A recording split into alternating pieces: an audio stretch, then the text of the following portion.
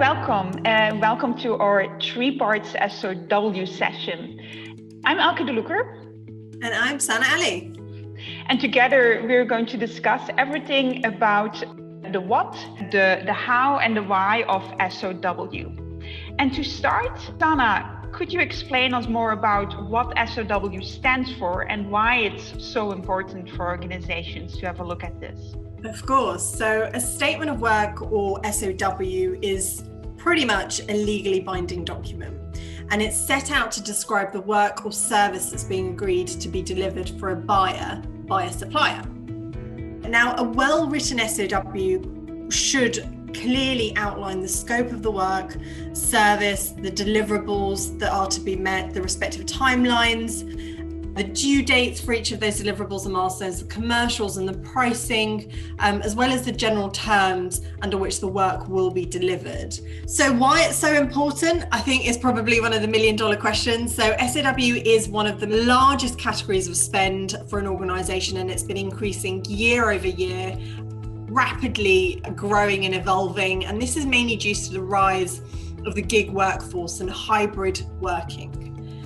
So the market has also seen recently that 66% of organisations are now planning to pursue cost reduction strategies post-COVID, comparatively to the pre-COVID focus, which was mainly just 33%. So as technology continues to advance, and with the evolution of automation, the direct link between talent and a physical location is becoming less and less important and more redundant.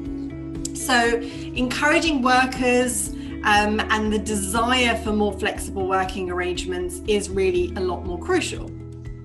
This is essentially leading organizations to start to move towards more outcome-based solutions and start to shift some of the risk while continuing to maintain the quality at the end of the day and also controlling some of their costs. And this really is where SOW, or a statement of work, comes in, because it helps mitigate some of those costs, but also shift some of the risk over to suppliers in terms of delivery as well. So accessing the skills that are needed without worrying about worker misclassification and compliance is some of the probably key elements and key drivers and values with an SOW. So with that being said, SOW really is a key part of any contingent workforce management strategy, and organizations and teams that don't have the framework in place to acquire and manage SOW-based labour quickly and compliantly, meeting all the legislative landscapes and legislative changes, are truly missing out on cost-saving opportunities and really exposing themselves to some of those shifting legislative landscapes. Thank you, Sana. So to summarize, the two big numbers that I remember, or that I really noticed or stood out, is first of all that this is one of the fast growing spends in companies, so more than 20% year-on-year growth.